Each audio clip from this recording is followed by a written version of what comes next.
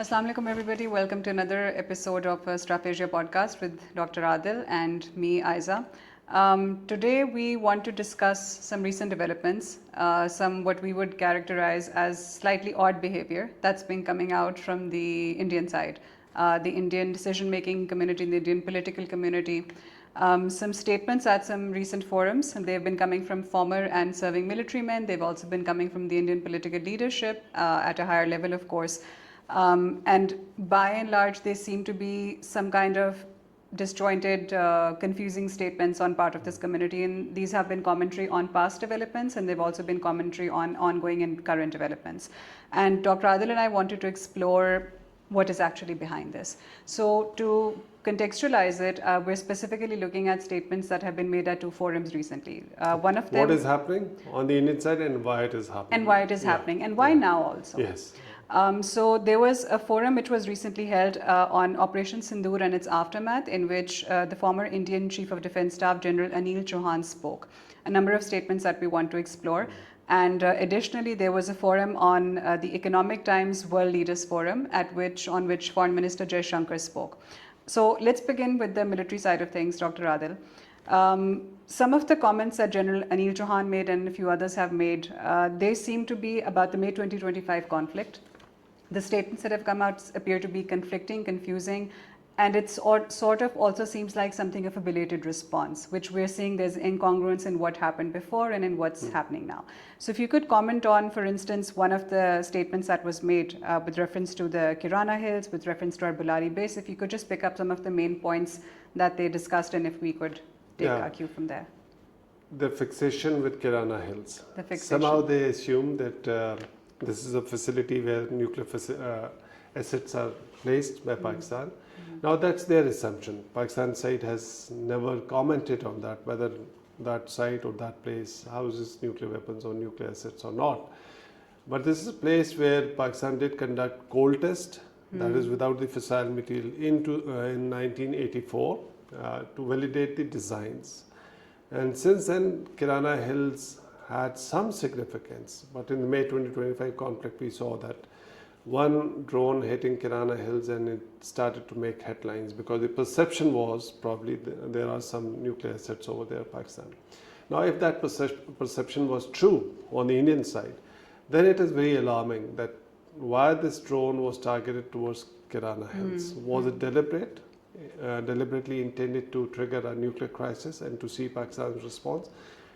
If that is the case, then it becomes very alarming, or reflecting something very serious on the India's strategic thinking, that they can play with even nuclear assets, or they can use such tactics to probe what the other side, how the other side would be. So irresponsible behavior from a nuclear weapons between two nuclear weapons state.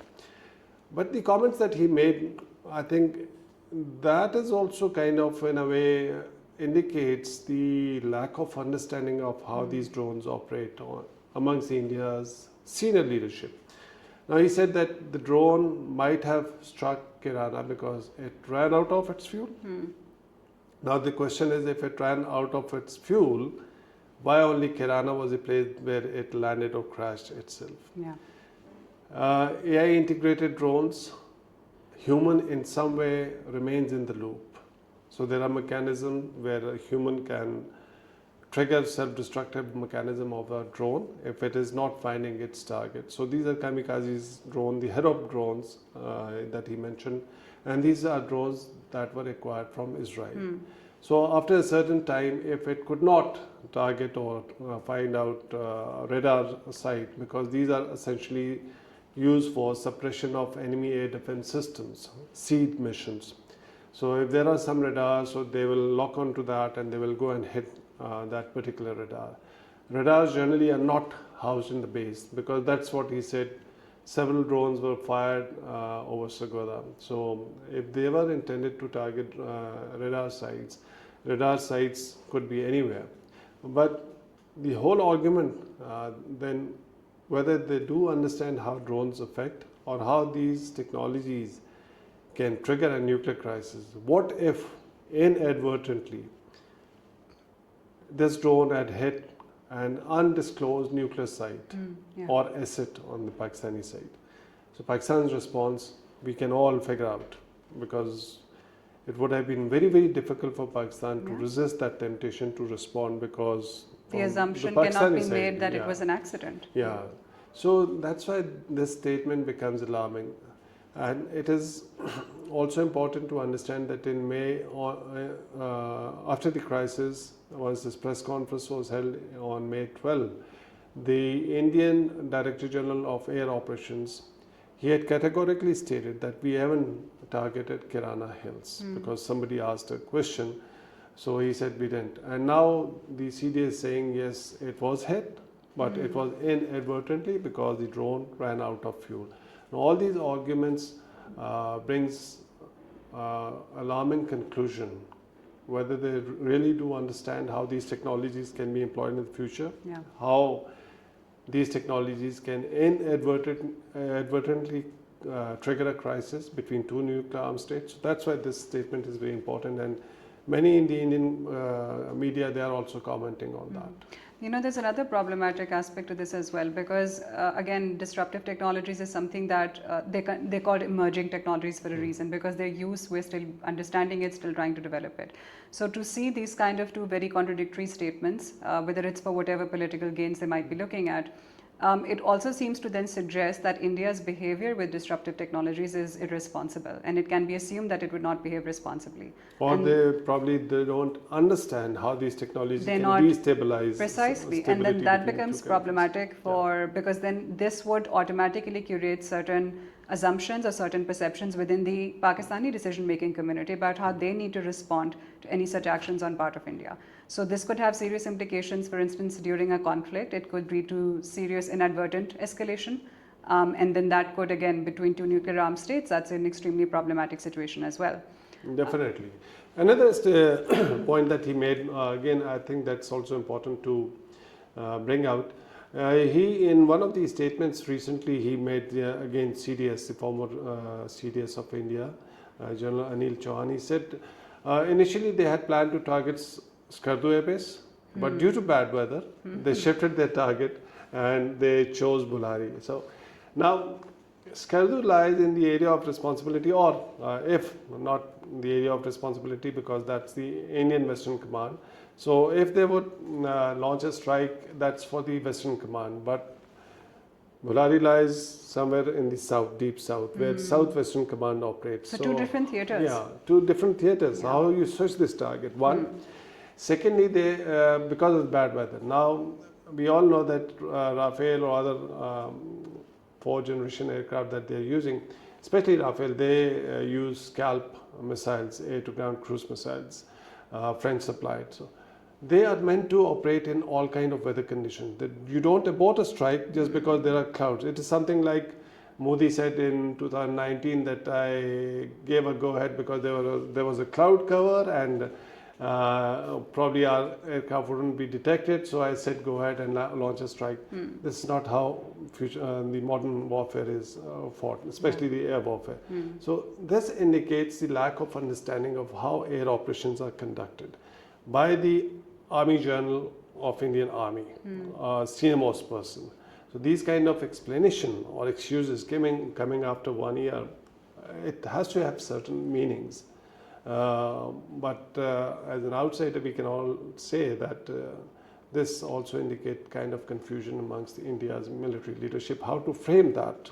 How to frame it, it's either that they're still trying to decide, they're still scrambling to get a response with how to frame it, or like you said, it could reflect some genuine incompetence, which is actually probably even much more alarming.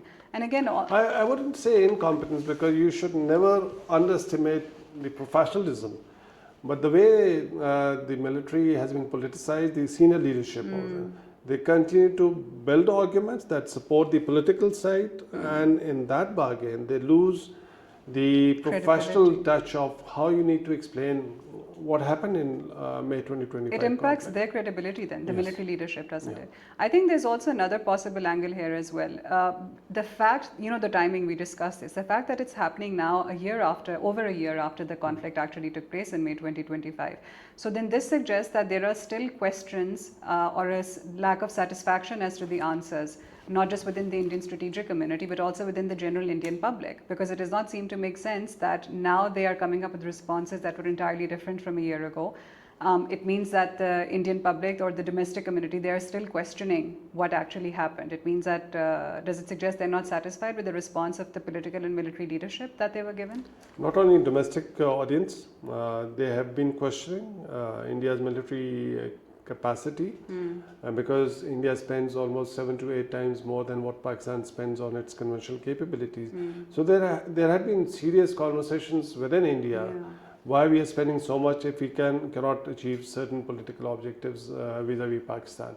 But there are big question marks on India's credibility outside India, because the way India was seen or projected as a country that can in the future contain China's rise, and United States help India build its military capabilities as a strategic partner. As a strategic partner. So those questions are being asked in the Western capitals as well. Can we rely on India's military capability if push comes to shove, essentially? There was also a statement, I think, I'm not sure if it was on this forum but a recent statement that just came out about with regards to, I think there was a lie that had been told about the planes that had taken off when they actually hadn't taken off. Could you comment on that also? Yes, the former chief of Western Command, Air Marshal, in a media interview, he very happily said that I lied to my air chief. And once I told him, sir, I told you a lie, and air chief said, yes, mujhe pata hai. So that's the kind of leadership that we are dealing.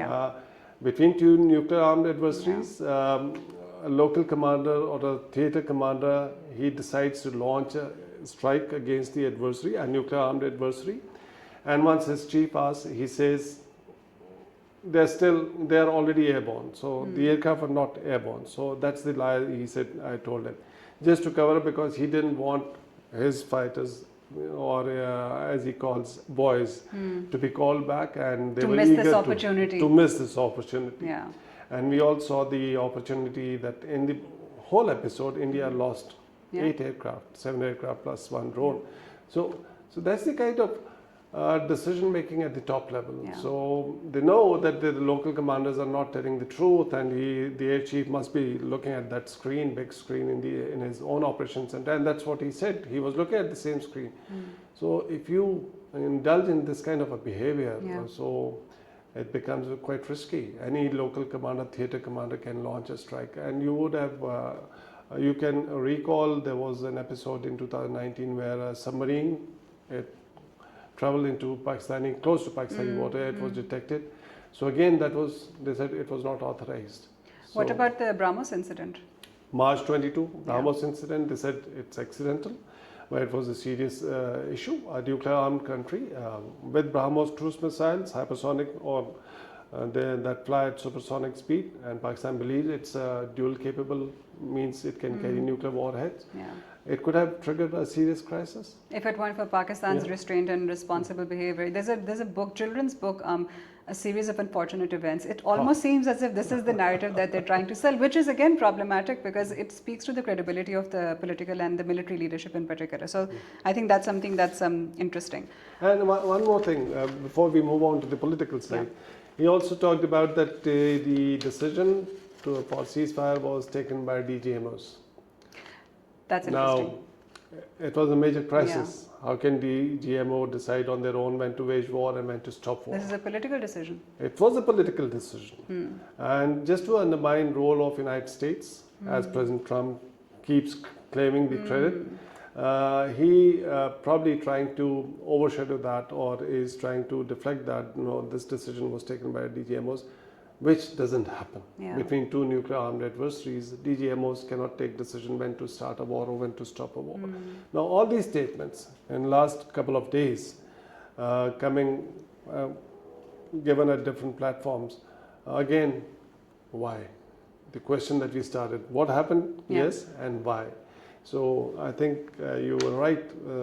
They are struggling to provide justifications to the domestic audience as well as to the international audience. And in that bargaining, they are coming up with excuses that are difficult to substantiate. And it really highlights the lack of coherence between the statements that is actually, coming out. And actually, so this is a good segue into the political aspect of that discussion. For those of you who have watched Jaishankar's remarks at the Economic Times World Leaders Forum, a number of very interesting statements. But I think overall what characterized it for me when I watched it was that he did not give a solid or a substantive response to any of the questions that were put to him by the person who was actually hosting his panel. And he made a number of remarks. So I think even if we just take, for example, the criticism that's also been raised by the Indian strategic community as well. So one of the remarks that Jaishankar gave was that India needs to, one of its priorities, it needs to be that we need to secure what he called an exceptionally volatile neighborhood.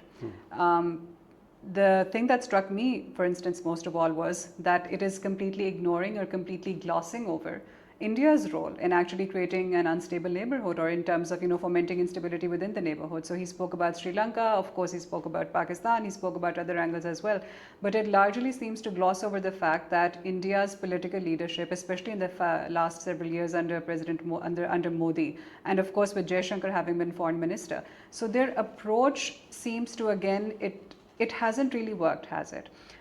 There was a huge effort or a huge push, for instance, in terms of trying to isolate Pakistan internationally. They've spoken about this as well. But it seems, and even actually to quote a very prominent analyst from their side, Pravin Swani, he said in response directly to Jaishankar's remarks, India, under his watch, has become isolated within the region. It has become irrelevant in the Middle East. It is fomenting ties with a Europe that is in recession, etc., etc. I mean, again, it's his view.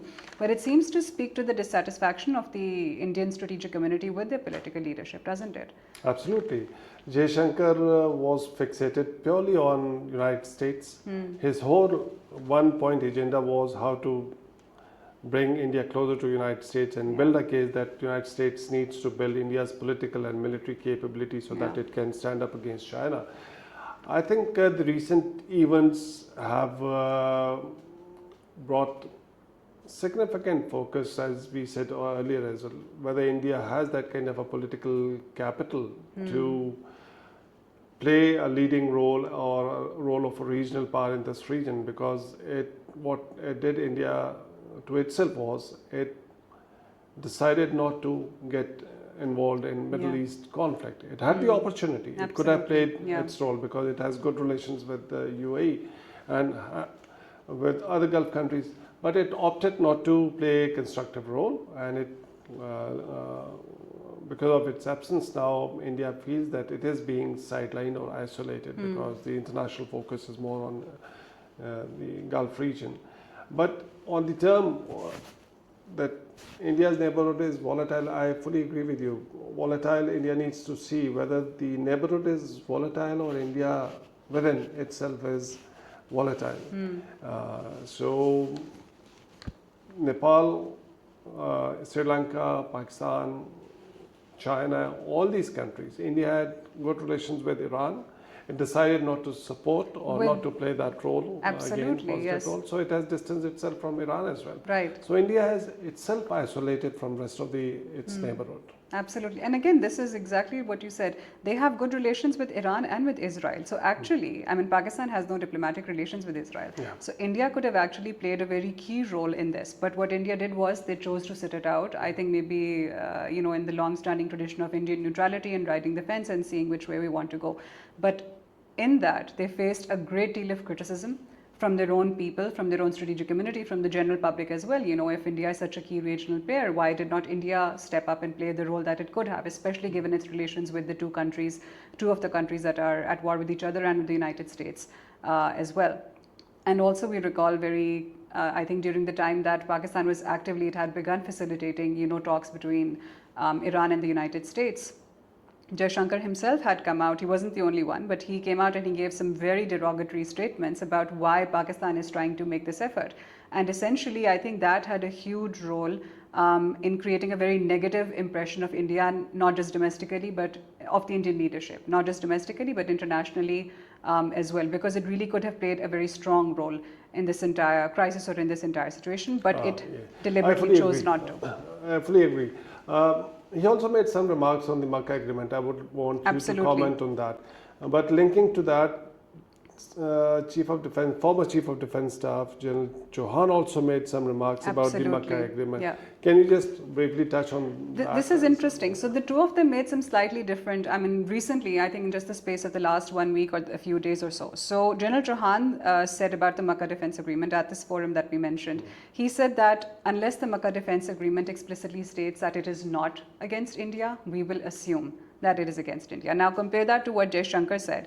Jaishankar spoke about when he was questioned about the Makkah Defence Agreement, he refused to be pinned down to a response, and in fact he almost tried to make the host answer for him, and he just said, they're doing what is in their interests. He made some very vague and some very general statements.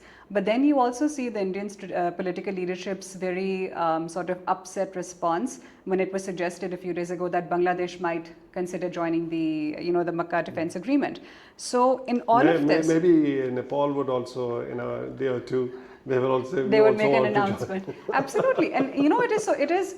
This actually then brings us back to where we started our discussion, the timing. Why now? So if we look at all of this, for instance, in a nutshell, just India's role within what has happened, in the Middle East and with the evolving conflict and everything, just a few points that we should highlight. One, which we already discussed, the lack of a role that it has played in the Middle East conflict, despite the role it could have played. Then its ties with a genocidal state, Israel, which it has continued to support quite actively. That has triggered severe backlash within the Indian people themselves and also abroad as well. And then also in every conversation they somehow seem to bring into, because when he was pushed on the Makkah Defence Agreement, and when he was also pushed specifically Jaishankar, the host asked him, he said that Pakistan's role in the Iran and the conflict between the Iran and the United States, Pakistan is walking away with all the trophies, Pakistan is walking away with all the accolades, and what are we doing? And this is what they term as trophies. As trophies, exactly. And the conversation, Jaishankar then sort of just swung it back to, Pakistan, to quote him, Pakistan is a very unique state, and he started creating those allegations again of Pakistan using terrorism. So it's as if India doesn't have any other drum to beat. It seems that all of this, what we're seeing, why is this happening now, a year after the May 2025 crisis and against the context of this? It appears that Pakistan's very proactive diplomacy within the region, without talking about, the milestones, the successes, or, the challenges, etc., it has triggered something within the Indian public, within the Indian strategic community, within the Indian leadership. So now it's almost as if the responses that they're scrambling to give, it's sort of to try and turn the narrative around and say that India is not an irresponsible state, India is not an isolated actor, India still has weight within the region. Do you think you would agree with that assessment? I don't think so. India was relevant as long as United States was focused on Indo-Pacific strategy. Their focus has, for the time being, it has shifted away, especially under Trump. So and now it's been changed to Asia Pacific back again, hasn't it? Asia Pacific again. That's again symbolic but important. Jaishankar also said something that we have to wait out in a way. Yeah. Was to that effect, that let President Trump move out of the office and probably will be back to where India-US relations were. But I don't think so. World has changed. Middle East would be different. Yeah. Region would be quite different as and when this crisis gets over. There are concerns amongst East Asian countries about the US credibility, whether they can rely on their security assurances or not. So if there are questions in Japan, South Korea, in that part of the world, they will try to build their relations with China. Yeah. They don't want to be seen as confrontationalists, and in that kind of an environment, probably India would find little space to again build its image, kind of a regional security guarantor. So India didn't prove itself. When there was an opportunity, it could have played a positive role in Middle East. So in other parts of the world, in especially Southeast Asia, where India was trying to build that image that we can guarantee your security along with the United States, probably these countries would be very, very skeptical.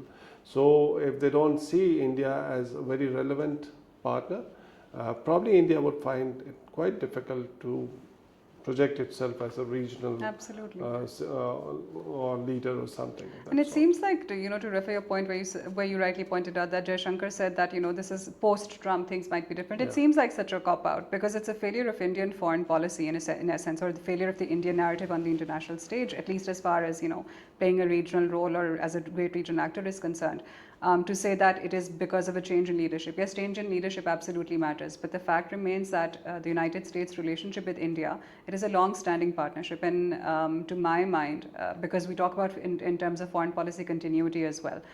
So suggesting that the challenges that India has been facing in its foreign policy approach are the result of one individual, that seems kind of a far reach, and it seems as if responsibility is not being taken by the office that should take responsibility. Definitely. So this was an interesting conversation. Let's see what other developments come out, what other statements come out, and we'll come back with another Strategy podcast for you. Thank you so much, Dr. Adil. Thank you.